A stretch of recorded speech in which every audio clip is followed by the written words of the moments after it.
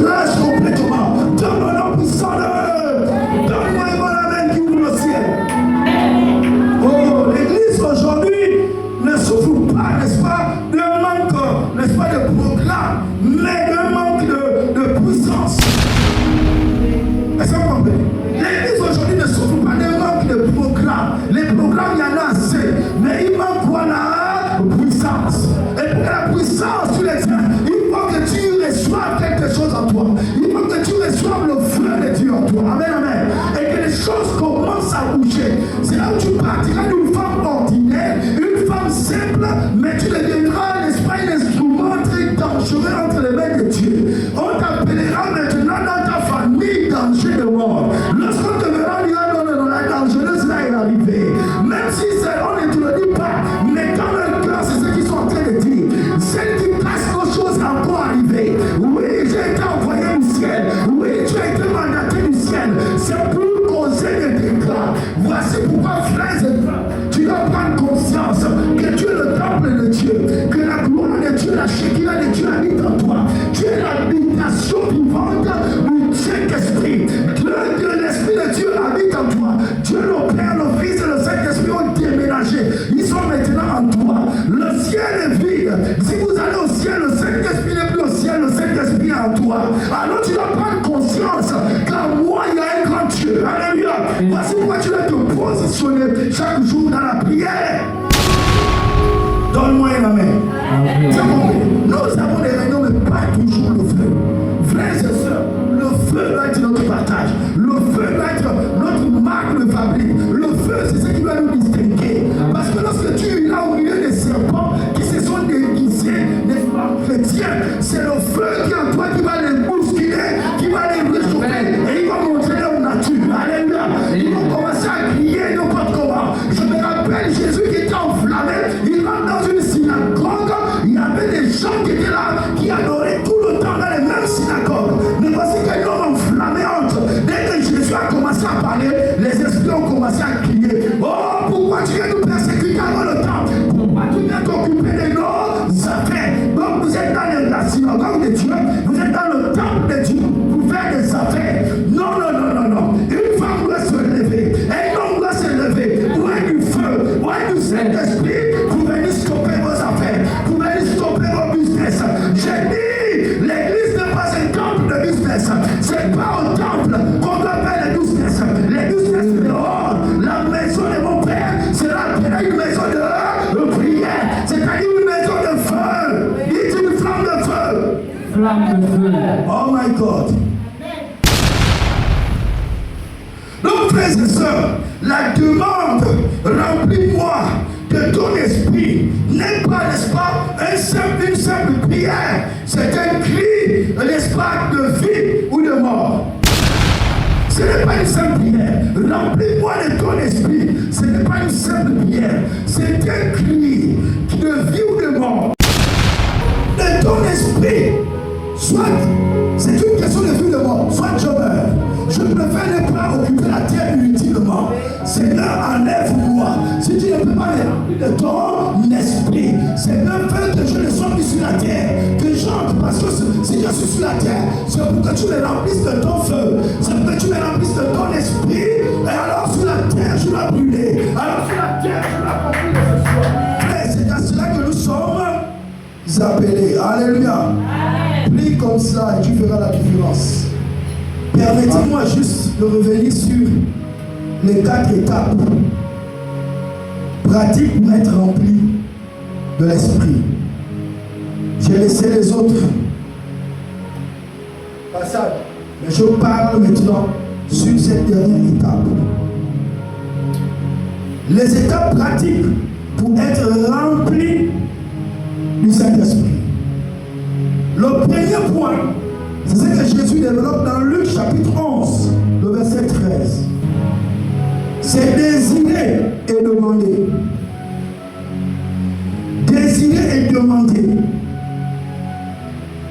On va lire ce texte ensemble, Luc chapitre 11, le verset 13.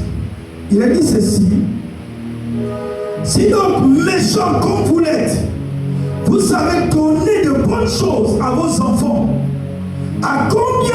votre raison, le Père céleste donnera-t-il le Saint-Esprit à ceux qui le lui demandent?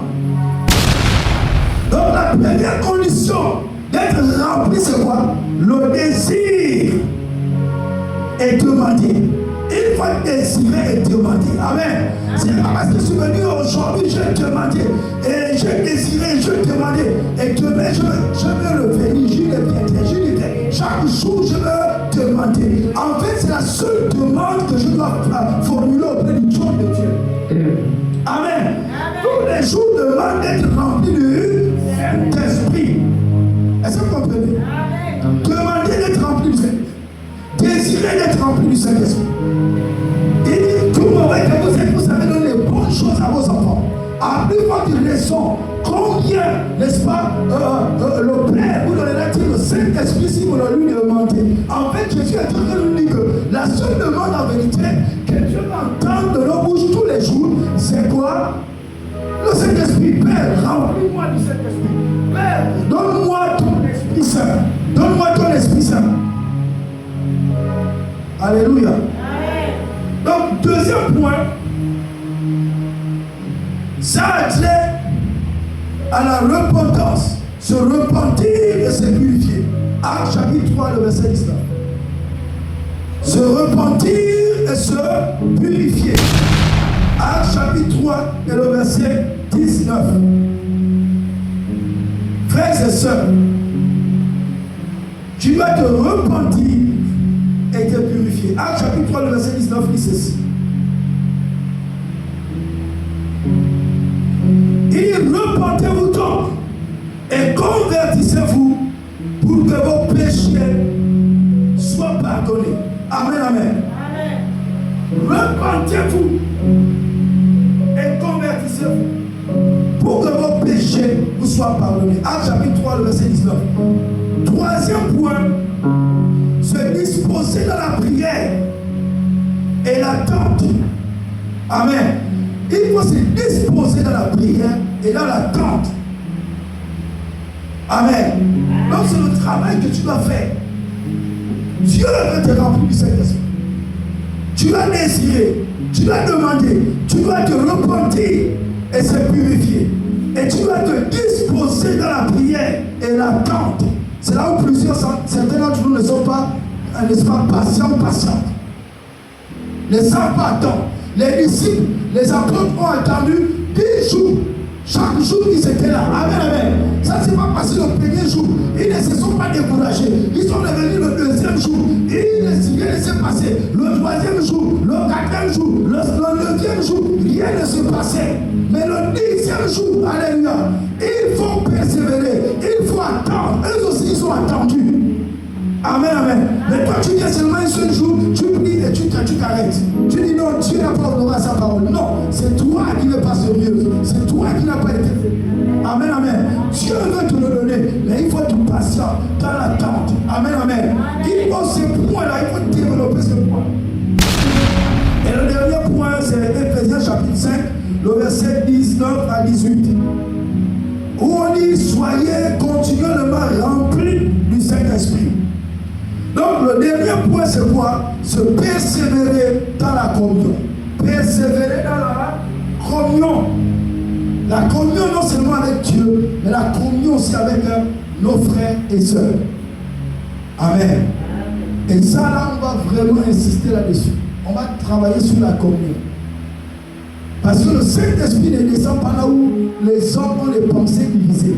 Chacun a ses pensées dans son cœur. Le Saint-Esprit n'est pas là. Est-ce que vous comprenez? Nous devons être en un seul esprit, avoir la même pensée de Christ qui doit nous animer tous. Et c'est là où on verra le Saint-Esprit se déployer pleinement au milieu de nous. Lisons notre dernier texte à Éphésiens, chapitre 5, le verset 18 à 19. Ne vous enivrez pas de vin, c'est de la débauche. Soyez au contraire remplis de l'esprit. Entretenez-vous par des psaumes, par des hymnes et par des cantiques spirituels, chantant et célébrant de tout votre cœur les louanges du Seigneur. Amen. Alléluia. Frères et sœurs, il y a une relation entre être rempli du Saint-Esprit. Avec le Saint-Esprit, lorsqu'on est rempli à un niveau, on est comme quelqu'un qui a bu le vin. Amen. Quelqu'un qui a bu le vin et il ne se contrôle plus lui-même. Est-ce que vous voyez? Le vin, là où même c'est plat, le vin est capable de lui montrer que là, il y a un trou. Ça, c'est le vin maintenant. Et tu vois, maintenant, il tend les pieds. Non, c'est parce que le vin est en train de lui montrer que là, il y a un trou. Est-ce que vous comprenez? Le Saint-Esprit aussi fait la même chose. Lorsque le Saint-Esprit te saisit, lorsque tu es rempli du Saint-Esprit, frères et sœurs, tu vas faire des choses dingues qui vont dépasser l'entendement humain. Vous comprenez ce que je suis en train de dire? Je prends juste un simple témoignage. Je sais ce que je suis en train de dire. Un jour, alors que j'étais dans une assemblée, alors ce jour-là, c'était une dame américaine qui avait prêché, qui était de passage dans notre ville et qui avait prêché ce dimanche-là. Alors ce dimanche, moi, lorsque je suis arrivé, je me suis assis au fond. Alors, j'arrive à un moment donné, elle était en train de prêcher, c'était dans le temps de la repentance. Donc, elle a appelé tout le monde devant à venir se repentir. Donc, ils sont venus sur l'estrade, ils étaient en train de se repentir. Au moment où je voulais me lever pour partir, le Saint-Esprit me dit, tu te lèves, tu vas où? Je me suis assis. Donc c'est la seule personne qui était assise. À un moment donné, le Saint-Esprit me dit, lève-toi. Je me lève, il me dit, va, monte sur l'estrade. Je monte sur l'estrade, donc je me mets en angle et je me mets à genoux, je ferme les yeux en train d'adorer. Au moment, alors que cette dame-là, elle était la seule qui était sur l'estrade. Elle était en train de faire des mouvements. Est-ce que vous comprenez? Donc elle a fait un mouvement. Lorsqu'elle est revenue, au moment où elle a voulu se retourner, elle est tombée. Le Saint-Esprit me dit, prends le micro.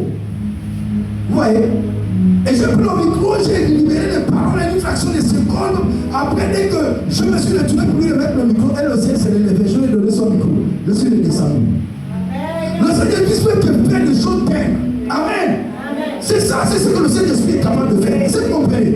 Donc, tu te contrôles plus toi-même. Alléluia. Ça, c'est ce que le Saint-Esprit est capable de faire. Donc, frères et sœurs, nous devons monter jusqu'à un niveau de saturation. Amen. Chaque jour, demande, Seigneur, remplis-moi de ton Esprit Saint. C'est la seule demande qui a gagné. Tu dois persévérer dans cette communion-là. Alléluia.